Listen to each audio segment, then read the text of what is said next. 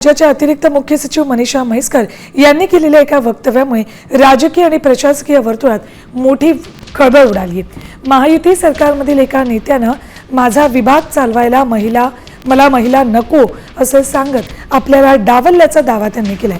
दिल्लीत होणाऱ्या महिला प्रशासकीय अधिकाऱ्यांच्या संमेलनाच्या स्मरणिकेत प्रसिद्ध झालेल्या मुलाखतीमध्ये म्हैसकर यांनी हा अनुभव मांडलाय। काय म्हणालेत मनीषा म्हैसकर बघूया आपण।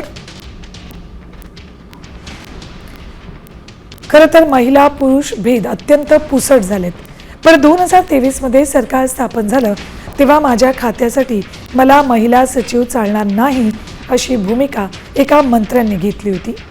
हे धक्कादायक होतं, पण माझ्या 33 वर्षांच्या कारकिर्दीत असा केवळ एकच अनुभव आला।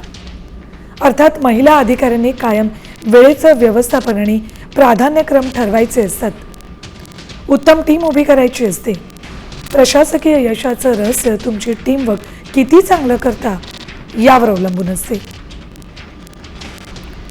दरम्यान अतिरिक्त मुख्य सचिव मनीषा म्हैसकर यांनी केलेल्या वक्तव्यावरून राजकारण तापलंय, बघूयात।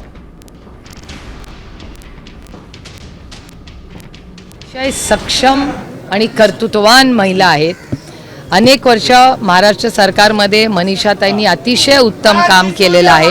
त्याच्यामुळे हे जर असेल तर हे धक्कादायक आहे आणि याचा प्रश्नाचा मला असं वाटतं तत्कालीन मुख्यमंत्र्यांची जे होते त्यांना आपण विचारलं पाहिजे की नक्की काय झालं, पण जे जर खरं असेल ते अतिशय धक्कादायक आहे। लाडकी बहीण हे मतदान घेण्याकरता काढलेलं आहे, त्यातनं काही कोटी महिला मला वाटतं कमी झाल्याच ना केवायसीची भीती दाखवून।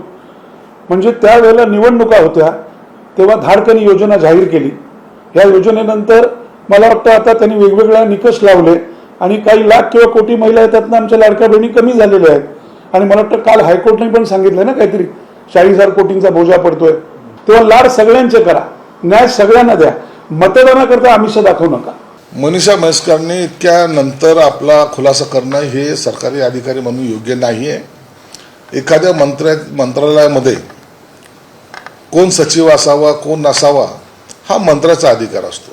म्हणून आता जरी मंत्रालयात पाहिलं तर बहुतेक महिला या मंत्रालयात काम करतात, म्हणून एखाद्या महिलावर अन्याय करण्यासाठी हे वक्तव्य केलं असं म्हणणं सुद्धा गैर आहे। महिलांचा सन्मान करणं हे महायुतीचं काम आहे, यांचा अपमान करणं हे संस्कृती आमची नाही।